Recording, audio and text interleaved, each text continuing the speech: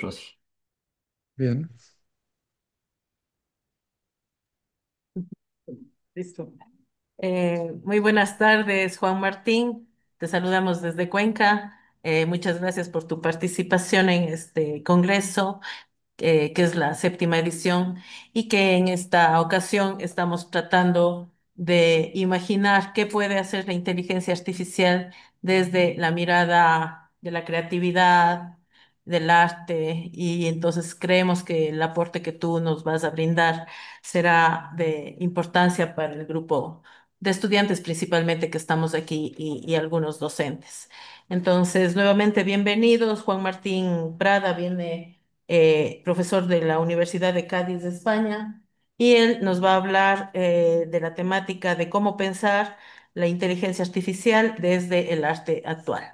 Te damos paso, Juan Martín, muchísimas gracias nuevamente.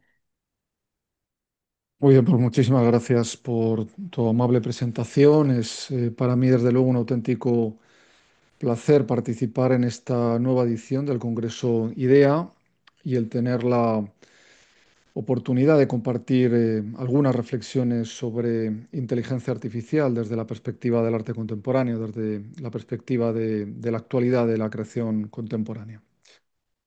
Me voy a referir en mi intervención de manera específica, aunque muy brevemente, a una investigación que desarrollé para uno de los capítulos de este libro, Teoría del Arte y Cultura Digital, y que publiqué recientemente. En concreto, me referiré al tercer capítulo, titulado Prácticas artísticas, algoritmos e inteligencia artificial, cuyos contenidos de alguna manera un poco iré entrelazando a lo largo de mi intervención. Como saben, en este año, en el 2025, se cumple el centenario de la publicación del texto del filósofo José Ortega y Gasset, este texto, La deshumanización del arte. Y hoy, 100 años más tarde de aquella publicación, parece que estamos obligados, diría yo, ¿no?, a hablar de otra forma de deshumanización que tiene que ver fundamentalmente con la automatización informática, con el poder de los algoritmos y sobre todo con la aparición de la inteligencia artificial, que está teniendo, como estamos viendo a lo largo de este congreso, un enorme impacto en todos los ámbitos y especialmente, diría yo, en la creación visual y audiovisual. La inteligencia artificial nos sitúa hoy en una compleja tensión entre estos dos términos, entre el término poshumanismo, entendido como una condición en la que la distinción entre lo humano y lo tecnológico se difumina cada vez más, con todo lo que ello puede llegar a suponer, con todas las sombras, todos los peligros que esa, de alguna manera, difuminación puede, como digo, llegar a implicar, y el concepto de transhumanismo, ese término que fundamentalmente hoy tendríamos que vincular, y retomando aquí la propuesta de Julian Huxley, al paso del ser humano, y aquí le cito literalmente, ese paso del ser humano hacia una nueva etapa de su evolución, decía Huxley, en la que podría llegar a trascenderse a sí mismo gracias a sus posibilidades científicas y técnicas. Una evolución en la que hoy juega, desde luego, en esa posibilidad de una cierta trascendencia, ¿verdad? En la que juega, evidentemente, un papel esencial la inteligencia artificial. Sea como fuere, en la cultura algorítmica y de las inteligencias artificiales estamos deviniendo un cuerpo de datos, estamos deviniendo seres calculados como identidades casi podríamos decir predecibles y conformadas por los registros, conformadas por los rastros de nuestras actividades y comportamientos en la esfera digital. Sometidos al permanente extractivismo que mueve el capitalismo de datos, el capitalismo de datos digital, amplificado por los potenciales hoy ya relacionales de las inteligencias artificiales en el campo del Big Data.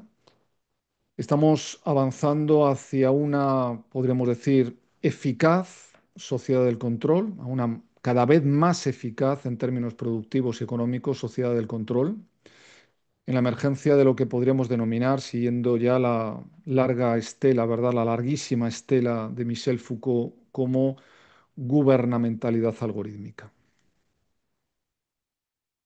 Los procesos computacionales nos someten hoy a una compleja y exhaustiva racionalidad algorítmica, una racionalidad que nos cuantifica, que nos predice, que trata de coproducir nuestra vida cotidiana y sin que nos percatemos de ello, influyendo también de manera sustancial en nuestra toma de decisiones y, en última instancia, también, y esto quizá, en mi opinión, es lo más importante, en la gestión de nuestro deseo. Algo que vemos tematizado, algo que vemos problematizado por infinidad de artistas hoy, por ejemplo, como veíamos anteriormente en la imagen anterior, en los trabajos de Sebastian Smieg o en esta obra de Michael Mandibar titulada Autorretrato cuantificado, Quantified Self-Portrait, One Year Performance, una obra del año 2016. Y es que diría yo que parecemos un poco como hipnotizados, ¿verdad? Por unas máquinas proclives a promover una dimensión no individuada de la subjetividad, sino una dimensión transindividual de la subjetividad. Una dimensión transindividual basada en la adicción, basada en la dependencia, basada en la hipnótica inmersión digital. Y salta a la vista que nuestra ya extrema dependencia de los dispositivos digitales, de los dispositivos inteligentes y de las semióticas asignificantes que ponen en marcha estos dispositivos, y aquí utilizo ese conocido término, ¿verdad?, de Félix Guattari, todo ello está ejerciendo una mediatización cada vez más infantilizante, una eh, mediatización cada vez más opresiva, que amenaza incluso con lo que en algún momento yo me he referido como un aplanamiento de la subjetividad. Y no me parece por ello nada desafortunado el título de esta obra de Miriam Grupevitnik y Lou Jack, Alexiety, eh, un título que evidentemente hace referencia tanto a Alexa, la asistente virtual de inteligencia artificial de Amazon, como a esas nuevas formas de anxiety, a esas nuevas formas de ansiedad, a esas nuevas enfermedades del alma, si queréis utilizar este término, que nos está trayendo nuestro contacto con las máquinas inteligentes. Algo que de hecho creo que nos sirve para inferir una posible consigna para el arte en esta era ya emergente de la inteligencia artificial, que hablar de las relaciones entre arte e inteligencia artificial no puede reducirse. No podemos limitar esa pregunta simplemente a qué pueden hacer los artistas con estas nuevas innovaciones tecnológicas. Es decir, qué puede hacer un artista con la inteligencia artificial, entendida esta a la manera tradicional, es decir, como una nueva herramienta o como un nuevo medio para el arte. De hecho, diría que la pregunta clave para pensar el futuro de la creación artística con relación a las innovaciones tecnológicas y específicamente con relación a la inteligencia artificial no es esta. Es más bien, diría, la inversa. Yo creo que la pregunta más pertinente tendría que ver con una cierta invaginación de esta pregunta, de esta cuestión, ¿no? Una cierta reversión, no, es decir, de manera que la pregunta no sería qué hacer con las inteligencias artificiales, ¿no? O yo como artista, qué hacer con la inteligencia artificial, sino más bien cómo desde el arte problematizar qué están haciendo las inteligencias artificiales con nosotros, ¿no? ¿Qué hace la IA con nosotros? Y en definitiva, cómo afrontar desde el arte, cómo afrontar desde el pensamiento artístico las condiciones de producción de subjetividad en esta época de la inteligencia artificial emergente, ¿no? Lo cual pienso, luego volver además sobre ello, que conforma uno de los más importantes retos del arte por venir, ¿no? La pregunta, en definitiva, sobre cómo adquirimos una subjetividad cada vez o que cada vez estará más tecnológicamente mediatizada, que estará cada vez más sobredeterminada por los sistemas maquínicos. Y en definitiva, la pregunta, la cuestión de cómo tiene lugar la ontogénesis en la era de la inteligencia artificial, es decir, cómo operan los nuevos modos maquínicos de construcción de subjetividad, cuáles son sus vectores, cuáles son sus líneas de fuerza. Yo creo que este es el gran tema de la relación entre arte e inteligencia artificial, al menos en el futuro inmediato.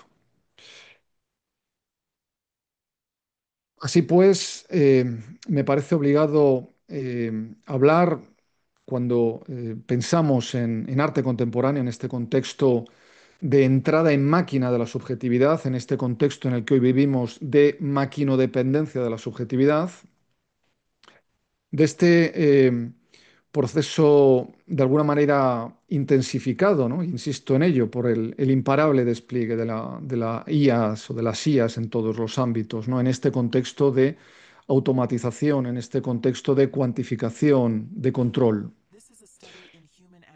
Muchos artistas responden con sus obras interrogándose precisamente en torno a esta cuestión, ¿no? Un buen ejemplo de ello creo que sería esta obra de Jonas Lund titulada How to be Human, que podríamos traducir quizá algo así como cómo ser un ser humano, ¿no? Cómo ser un ser humano. Una obra del año 24 y que de algún modo versiona en la era de la IA una obra o esa famosa obra que seguramente a todos ya os suene, ¿verdad? De Jorgen Leth del año 67, ¿no? El ser humano perfecto. Una obra que, por cierto, también gustará especialmente a Lars von Trier. En opinión del propio autor, de Jonas Lund, este trabajo nos dice constituye un metacomentario sobre el intento de la inteligencia artificial de comprendernos. Es un intento o ese metacomentario sobre cómo la inteligencia artificial trata de replicar nuestras acciones y en última instancia podríamos decir que se trata de una obra, esta de Lund, que aborda el interrogante de hasta qué punto la IA nos está obligando a preguntarnos acerca de qué es un ser humano. Y a mí esta cuestión, insisto otra vez, me parece absolutamente esencial, ¿no? La cuestión es hasta qué punto la IA no es sino un espejo donde mirarnos, hasta qué punto la inteligencia artificial no es ese espejo que de alguna manera nos está obligando a redefinirnos. Y de hecho, la IA tiene, creo que, un componente ectopizante muy poderoso, esa desubicación a la que nos vemos sometidos al hacerse presente ante nosotros, algo que es como nosotros, pero que no somos nosotros, y que nos lleva un poco a esa experiencia, nos emplaza a esa experiencia, podríamos decir, casi de lo siniestro digital, ¿no? Y ante lo que necesariamente nos vemos obligados a preguntarnos acerca de cuál es nuestro lugar, qué somos nosotros. Y no es extraño por todo ello que la relación entre arte y humanismo sea una de las preguntas centrales sobre el arte hoy, ¿no? Es esa cuestión de qué significa ser un ser humano, qué significa ser humano en la era de la inteligencia artificial y que, insisto, está deviniendo uno de los interrogantes clave y más recurrentes hoy, tanto dentro de la teoría estética y cultural como dentro del análisis crítico y filosófico sobre la cultura digital. Y es que creo que la inteligencia artificial, más allá de los discursos apocalípticos, ¿verdad?, que nos ha brindado y que nos sigue brindando la ciencia ficción y todo lo que está en torno a ella, ante todo yo creo que debe ayudarnos, debe asistirnos en el proceso de comprensión de nuestra propia humanidad, ¿eh? Debe asistirnos en ese proceso de comprender en qué consiste nuestra propia humanidad. Lo que resulta evidente es que los sistemas generativos de inteligencia artificial son máquinas altamente capacitadas para crear rarezas y provocar extrañamientos, ¿verdad? Mediante procesos de condensación, seguramente me da la impresión no muy alejados de las elaboraciones oníricas que teorizara Freud y sobre las que luego volveré en unos minutos. Procesos y capacidades que en cierto modo, en ocasiones, nos retrotraen de nuevo a las estéticas, como decía antes, de lo siniestro.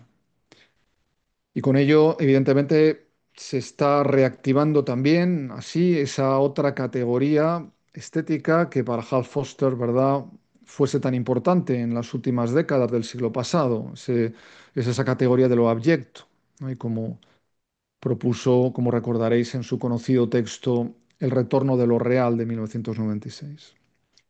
Y es posible, de hecho, que sea, me da la impresión, incluso más apropiado emplear por ello el término engendrar imágenes y no tanto el de crear imágenes cuando nos referimos a estas imágenes producidas por los modelos generativos de inteligencia artificial. Una idea esta del engendrar imágenes que, bueno, estaba presente también o que es abordada, ¿verdad?, en muchos de los proyectos de comisariado recientes en torno a las estéticas generativas, como este proyecto titulado Psychopomp en el Royal Ballet de Johannesburgo, por ejemplo, comisariado por Boris Elgatzen. Y ciertamente parece que lo siniestro, parece que lo angelis freudiano, eso que es familiar pero que se ha vuelto extraño, lo onírico también, están volviendo con fuerza, ¿verdad? Gracias a los sistemas generativos. Eh, y de hecho yo propondría también sustituir el término de mean image o imagen promedio, frecuentemente aplicado, como sabéis, a las imágenes generadas por inteligencia artificial, por el de imagen de condensación, que me parece un término mucho más apropiado. Tengamos en cuenta que, en opinión de Freud, en nuestros sueños, la mente genera, mediante procesos de condensación, es así como los denominaba Freud, entidades comunes, nos dice Freud, intermedias entre experiencias vividas, entre imágenes de nuestra vida diurna.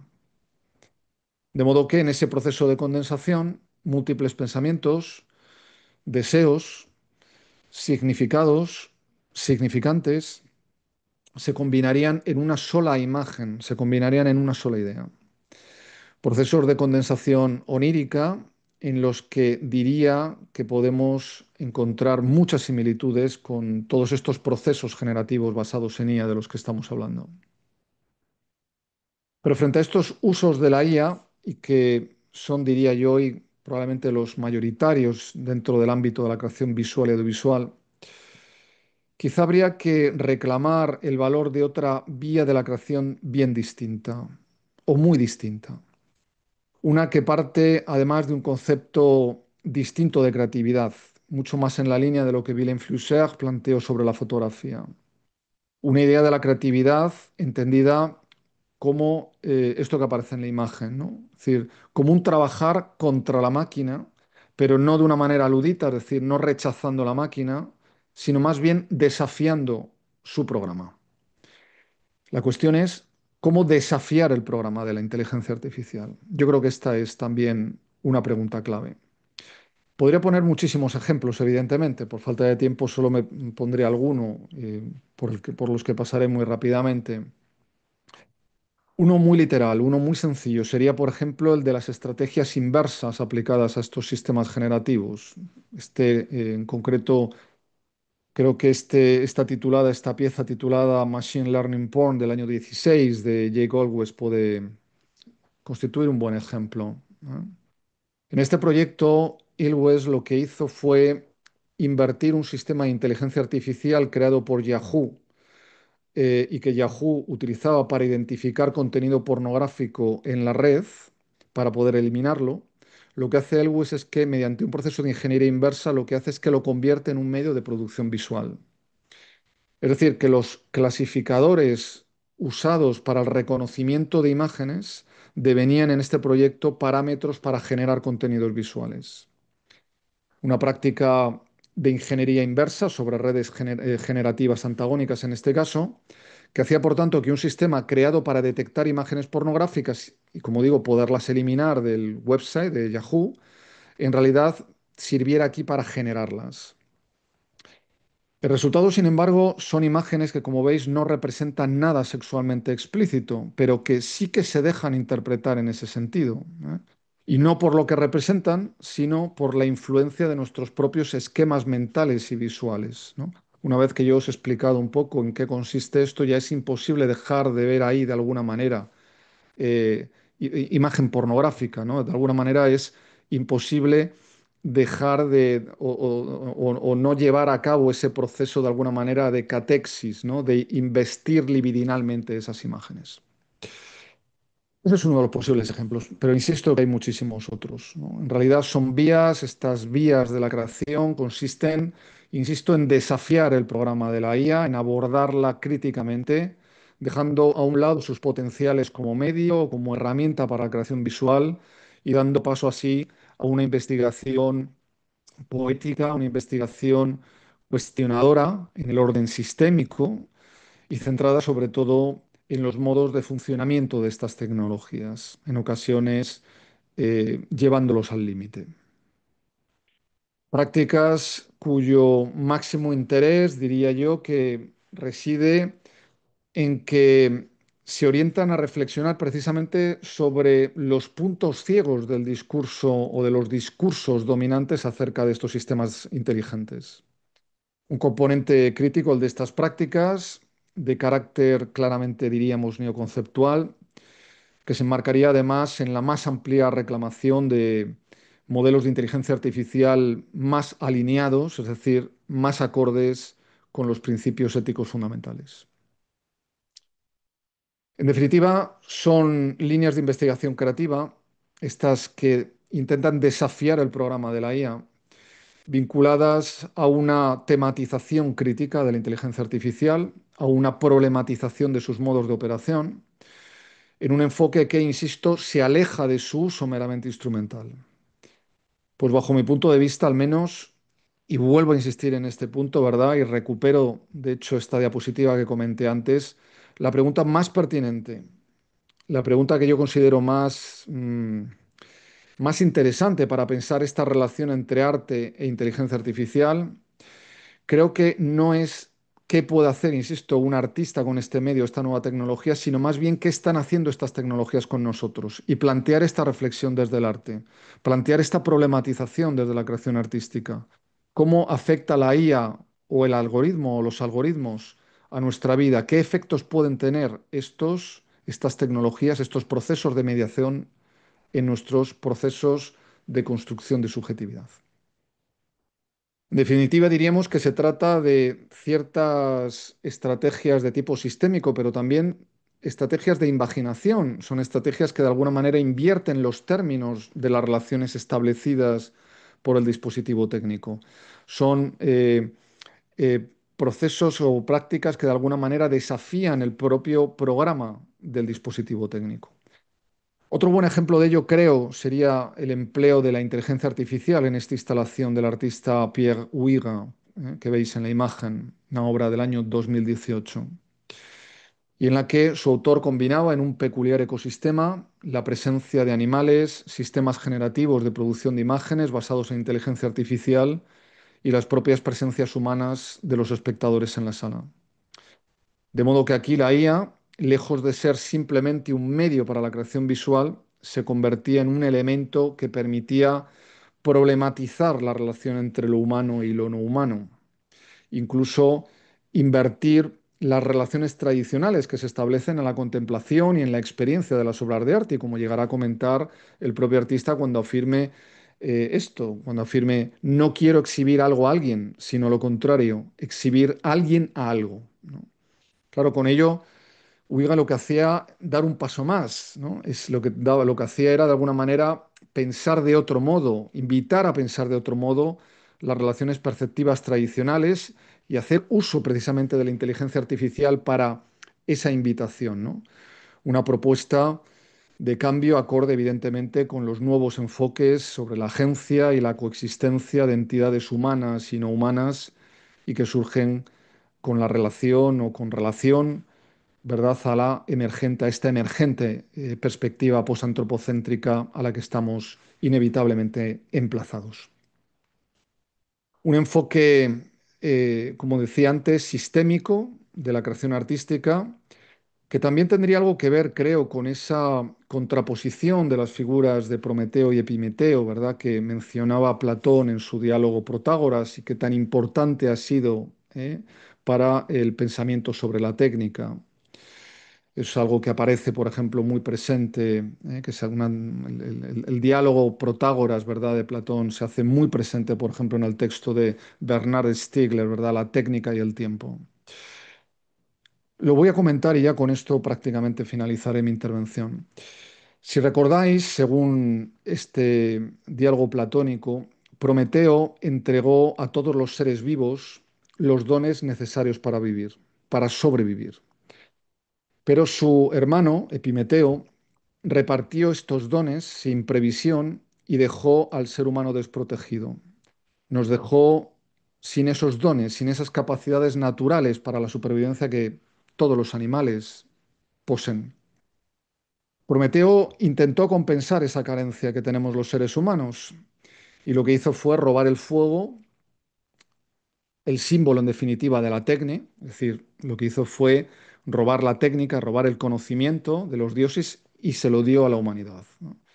Este gesto, por el que de hecho fue duramente castigado, como recordáis, inauguró la capacidad humana de crear, la capacidad humana de transformar y de dominar el entorno mediante la técnica.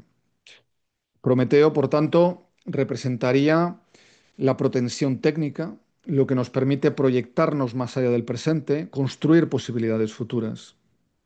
Mientras que la figura de Epimeteo representaría, por un lado, la dependencia tecnológica del ser humano, el hecho de que el ser humano, de que somos en realidad seres técnicos antes incluso que seres biológicos completos. Pero por otro lado, y este es el punto en el que quería puntualizar, ¿verdad? Eh, Epimeteo representaría también algo fundamental, la inestabilidad constitutiva del ser humano. Y desde luego, lo que parece obvio es que este sistemismo propio del arte hoy de cara a la inteligencia artificial sería claramente epimeteico. Pues este enfoque crítico sobre la IA tiene que ver sobre todo con llamar la atención sobre cómo en última instancia la historia humana es una historia de invenciones técnicas que escapan casi siempre a su control, que escapan casi siempre a nuestro control y cómo también puede que acabe sucediendo con la inteligencia artificial. Un llamamiento desde el arte, pues, a una cierta toma de conciencia crítica, podríamos decir, en definitiva, que puede que tenga alguna importancia, creo, para conseguir que esta condición poshumana hacia la que inexorablemente avanzamos acabe siendo lo menos inhumana posible. Pues muchísimas gracias por vuestra atención.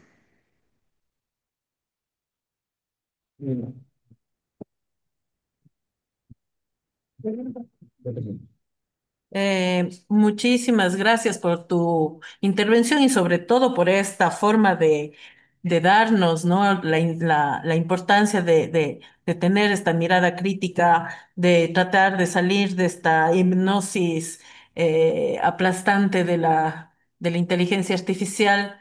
Realmente, incluso para la temática del Congreso, nos da esas pinchaditas, ¿no? De no ir solamente por la IA como una herramienta, sino mirarla desde más allá, más bien de ese control o de esa gestión que puede hacer sobre los cambios en la percepción de los seres humanos y que probablemente sea el arte una de las últimas herramientas que tengamos a nuestro alcance para darle la vuelta un poco a a la tortilla.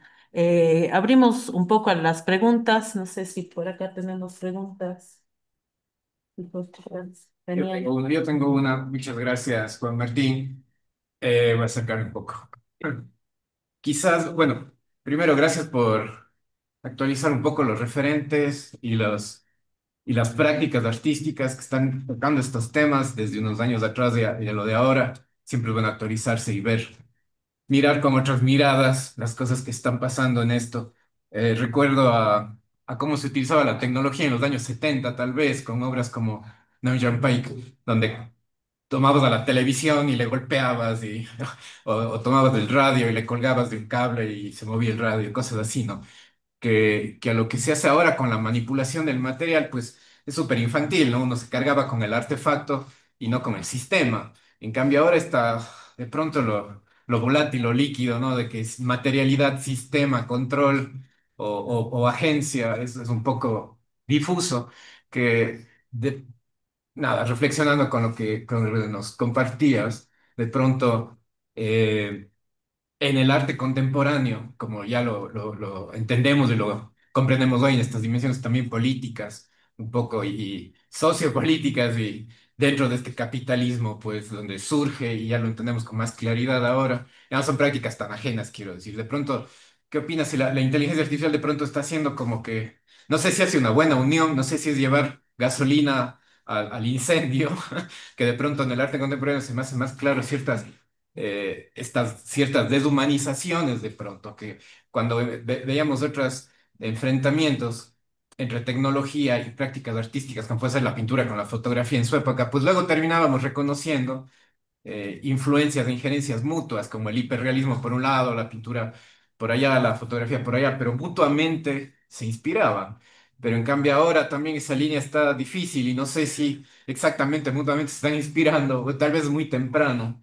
Pero ¿qué opinas sobre esta idea de que el arte contemporáneo de pronto deja más evidente como el sistema, no sé si está ofreciendo la agencia que debe, si nos seguimos como el arte y tecnología en sus inicios, pues jugando apenas con la superficie, con la televisión, golpeándole, sin permitirnos, más bien la agencia misma que está en manipular la materialidad, que es el código de pronto, o es el de tener más autonomía sobre las cuestiones que no tenemos autonomía, que es que la nube, el código, quién controla o cómo se entrenan estos softwares.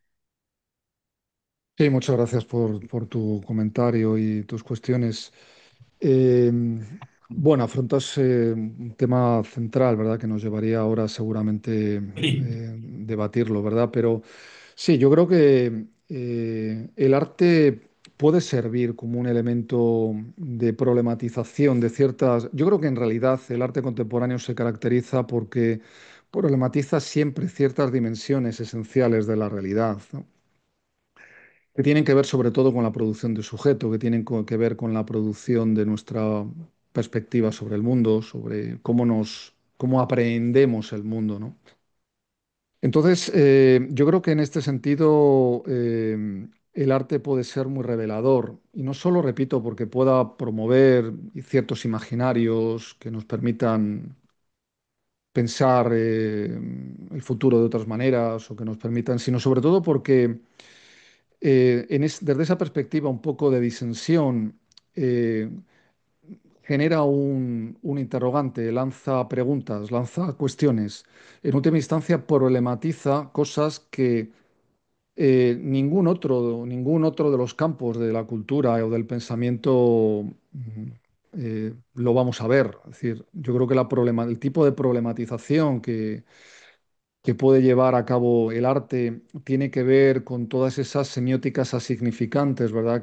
A las que antes aludía, ¿no? Es decir, toda esa serie de mecanismos, de dispositivos que de alguna manera forman un poco los sistemas de poder, forman los sistemas de generación de sentido, ¿no? Y de producción de significado y que de alguna manera pues, nos van permeando y de las que de alguna manera nosotros simplemente actuamos como vehículo, ¿no? Esto lo decía muy bien Foucault, y el poder ya no se ejerce, el poder circula a través de nosotros, ¿no?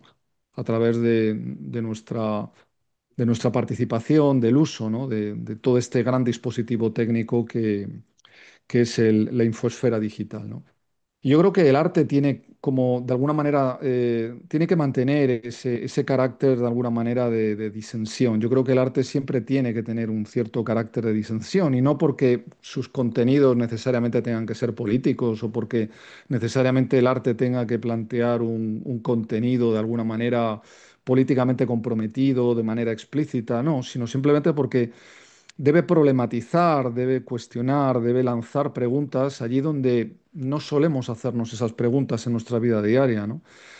Y eso, insisto, tiene mucho que ver sobre todo con la producción de sujeto, es decir, con los modos en los cuales de alguna manera todas esas semióticas asignificantes, todas esas nuevas formas de poder, de alguna manera modelan, nos producen como sujetos. Yo creo que el arte en este sentido, como forma muy específica, como forma peculiar o como forma de producción de diferencia, es decir, el arte yo creo que también es siempre, ante todo, producción de diferencia, tiene que ser capaz de alguna manera de que seamos de, bueno, de ayudarnos, ¿no? Un poco, de llamarnos la atención o por lo menos de invitarnos hacia un cierto proceso de resingularización de nuestra experiencia, ¿no? Es decir, de que de alguna manera volvamos a recuperar nuestro propio deseo, en fin, de que seamos un poco de que no nos dejemos simplemente o que no estemos simplemente en ese estado hipnótico, de alguna manera, tecnocrático, disfrutando de estas maravillas tecnológicas, ¿verdad?